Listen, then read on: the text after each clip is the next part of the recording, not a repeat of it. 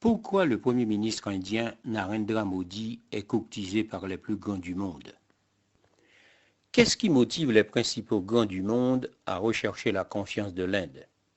Après sa visite spectaculaire aux États-Unis, invité par le gouvernement américain, Narendra Modi, le Premier ministre indien, est l'invité principal du défilé du 14 juillet en France.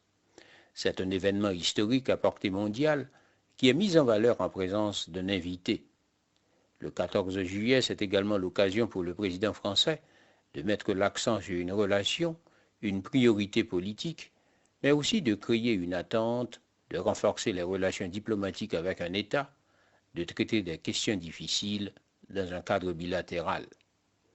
Dans ce contexte, la présence de l'invité au défilé du 14 juillet n'est pas scrutée à la loupe des valeurs ou du respect des droits de l'homme. On se le rappelle, Nicolas Sarkozy avait invité en 2008 le président syrien Bachar el-Assad alors qu'il s'agissait de lancer une nouvelle union pour la Méditerranée. On se souvient également de l'émotion du roi Hassan II qui allait mourir 9 jours plus tard, voyant défiler 3 compagnies de la garde royale marocaine sur les Champs-Élysées en 1999, des troupes britanniques en 2004, de l'Allemagne 10 ans plus tard, ou encore de 9 pays d'Europe centrale et orientale en 2022. En 2017, Donald Trump, invité lui aussi, fut si impressionné, dit-on, qu'il avait envisagé un temps d'organiser les mêmes défilés aux États-Unis. La présence de Narendra Modi au défilé du 14 juillet cette année répond aux ambitions françaises. La première, c'est de renforcer les relations privilégiées avec l'Inde. L'Inde, c'est d'abord son statut. 5e puissance économique du monde, l'Inde devance le Royaume-Uni. L'Inde assure la présidence du G20 avec pour point d'orgue le sommet de Delhi en septembre prochain qu'elle entend placer sous le signe de la construction d'un ordre mondial rééquilibré en faveur du Sud. Simultanément, elle a pris la tête de l'Organisation de coopération de Shanghai où elle cherche à imposer un agenda sécuritaire centré sur l'intégrité territoriale en réponse aux affrontements avec la Chine dans l'Himalaya. L'Inde décolle et connaît une forme de miracle économique qui devrait en faire la 3e puissance mondiale vers 2030. Elle est forte de sa démographie, elle est devenue cette année le pays le plus peuplé de la planète avec 1,4286 milliards d'habitants contre 1,4257 milliards d'habitants pour la Chine. Sur le plan économique, les réformes engagées depuis la fin du XXe siècle ont permis à l'Inde d'échapper au piège du sous-développement en s'inscrivant dans la mondialisation. Le mouvement indien est porté par l'unification du marché intérieur, par l'ouverture progressive du pays.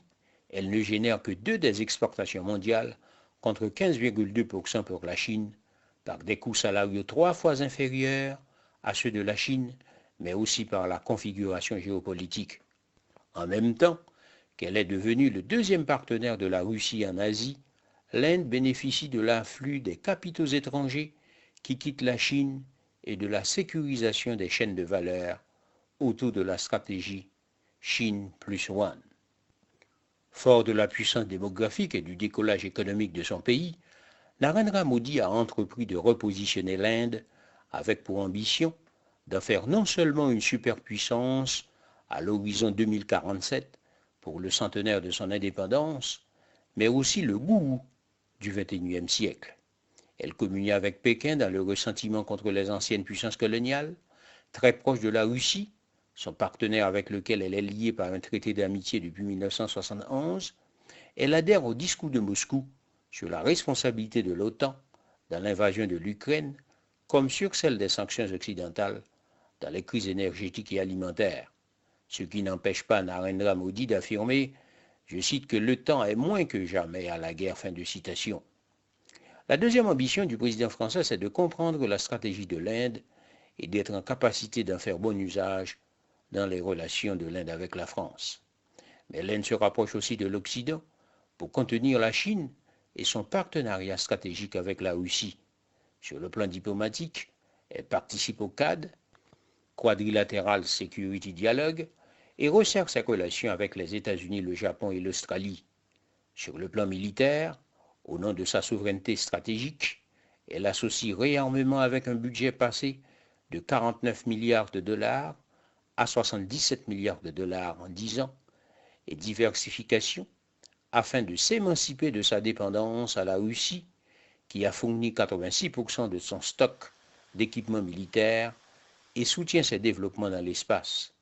Elle a récemment acheté aux États-Unis 31 drones de surveillance Reaper pour 3 milliards de dollars et à la France 36 avions de combat Rafale pour 8 milliards d'euros, ainsi que des sous-marins Scorpion, et elle est sur le point de commander 26 Rafales marines.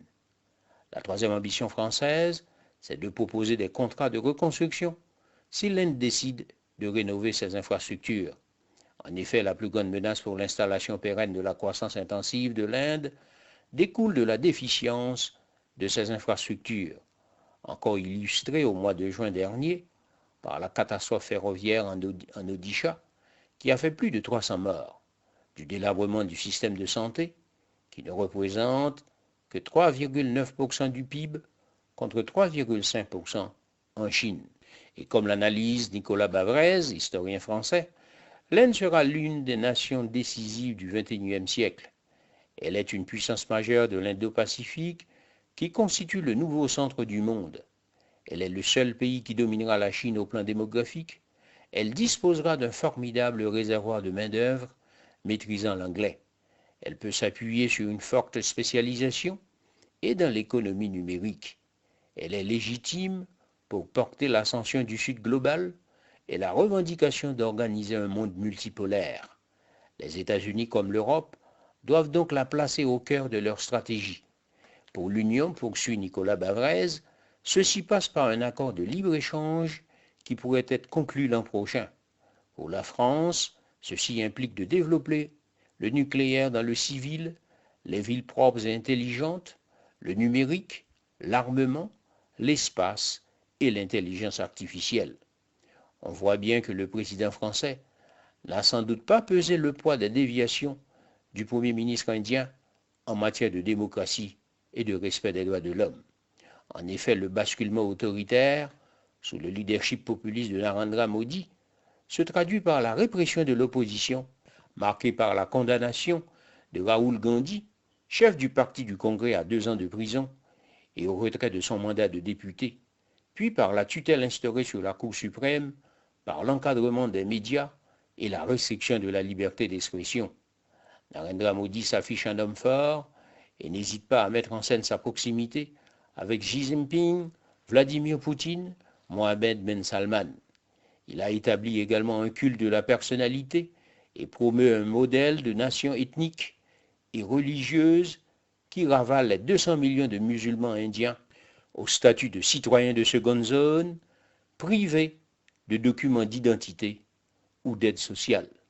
Si les grands du monde se montrent peu soucieux des écarts de l'Inde avec la démocratie, c'est parce qu'elle ne tend pas son obole de ses billes aux puissants, d'une part. De l'autre, l'Inde dispose des ressources et des atouts dont a besoin l'Occident. Il y a lieu pour Haïti de comprendre que seul le patriotisme de ses fils pourra la sortir de cette impasse. Justement, les Haïtiens peuvent méditer cette phrase du Mahatma Gandhi quand il affirmait, je cite, « Le patriotisme n'est pas exclusif, c'est la même chose que l'humanité. Je suis patriote parce que je suis homme et humain. » Fin de citation. Merci parce que vous êtes abonné à la chaîne.